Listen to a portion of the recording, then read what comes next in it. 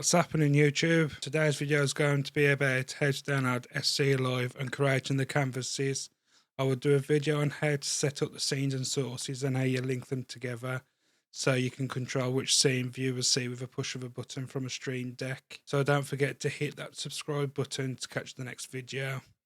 If you don't already have OBS installed, don't worry, you can install OBS once you have downloaded SE.LIVE, as it will give you a prompt if you want to install it all together or not. SE.LIVE is completely free and you can stream to many platforms as you want for free. So what you want to do now is click download SE.LIVE. So once you have clicked that button to download, follow all prompts. Next, I agree. So when I said that you can download OBS through this, you just need to toggle it on or off whether you want to or not. Then just click next and close all the programs down. Then once you have installed and completed all the prompts, once you've opened up OBS, what you want to do is click on Stream Elements, SE.LIVE versions, then click on the beta to get the latest features, but as it does state, it is less tested, so keep that in mind. Once you have done that, you want to go to SE.LIVE docs and Stream Elements, then it should bring you up to this. All you gotta do is click the plus, go to Twitch, and then connect it. Click Authorize.